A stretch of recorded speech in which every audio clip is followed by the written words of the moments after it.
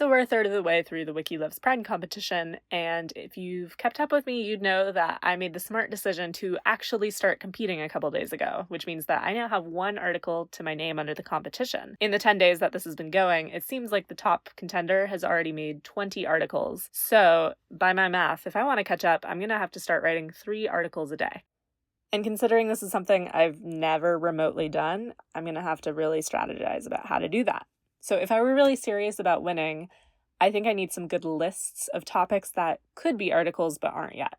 And by could be, I mean safely could be. No one's going to come in and start trying to delete the articles I make right after I add them. I think the best way to do that, especially for underreported, understudied topics like queer history and queer culture, is to find some sort of list of potential subjects and go down that list and make an article about everything that doesn't exist yet. I think I need this because if I just go jumping around between topic to topic, it's going to take so long to find topics that are potential contenders that I'm never going to get started writing in time, especially if I'm doing, again, 3 articles a day.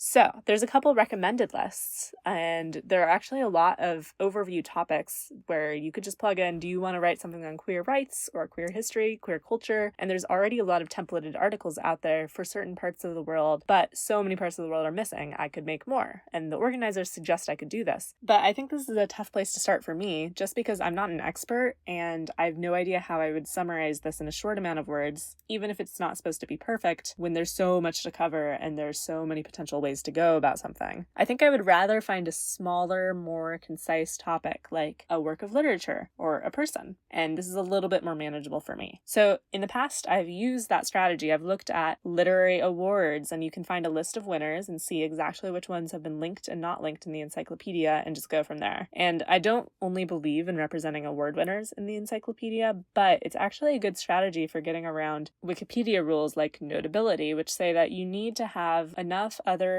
independent sources talking about a subject for it to deserve a Wikipedia article. And regardless about how you feel about that rule, this is what enables Wikipedia articles to stick around on Wikipedia. So I can't guarantee that an article can stay on Wikipedia if it's the subject of an award, but I find that these awards are pretty good proxies for having other sources being written about a certain subject. And so I've had a lot of success with going to an award, checking for potential articles, finding a couple other sources on them, and then going to town and writing the article. And so I'd love to do that in this case, except that there are a lot of other Wiki Loves Pride competitors, and they seem to have caught on to similar strategies. A lot of my favorite awards pages are getting progressively filled in with new articles linked there. And that's a great thing, but I need to be a little more creative if I want to go down a list unencumbered by the competition. So I've decided to get a little more creative and look a little further afield by searching for queer reference works that list out a ton of other queer topics that could be the potential site of articles. And I think that this has 2 benefits. One, it's a big list of a lot of queer topics, so these are all basically guaranteed to be eligible for the competition and often to be underrepresented and just match my goals for how I edit Wikipedia. And the other benefit is just that the reference work I consult can count as one of the sources about a subject. And so if I'm looking for a subject and it needs to have a few different independent sources, this is a great place for me to get one of those, and it's a good chance that there will be more coming. So with that, I started looking for a reference. I'd say here the main point is just that I wanted something recent so it wasn't too out of date. I wanted it to be global just so that I was getting some variety in the geography of the articles I was writing, because so much of Wikipedia is based on the US. And most importantly, I needed it to be a book I could actually access, because only so many books have a good preview on Google Books or on archive.org, and only so many books are available from my own library. And these books get super expensive.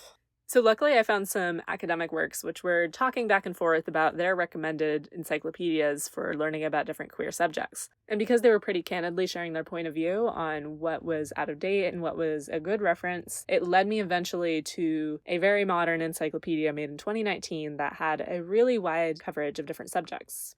Now, because this is a recent, huge work of academic literature, I was nervous about getting access to this. I have a couple different accounts online which helped me try to get access to a lot of academic resources. It wasn't showing up. It wasn't showing up on the Wikipedia library, which is a really cool resource available to Wikipedia editors who want to be able to access more academic literature for helping with writing articles. And then I looked on my local library and it had access to part of the reference, but not all of it. But finally, I found a version of the encyclopedia that I had access to. And now the final risk is just that there's so many topics in here that could be expanded on Wikipedia. There are so many different directions to go, and sometimes it's hard to prioritize what I want to do. And I found that rather than sticking to one precise area, I actually work better when I get to jump around and not get bored of whatever I'm working on. And this works for me because I can cycle back to the same topics over and over and be excited about them each time and feel like I'm working on things that really belong in Wikipedia. So I'm going to build some of this variety in by jumping around in geography and working on topics in different places. And I also want to work on topics of different forms. So maybe I can focus on an organization, a person, a work of art, and then kind of rotate between those. The main thing I don't want to do is get pulled into any summary topics because I think those are too big for me to take on in a way I feel good about right now.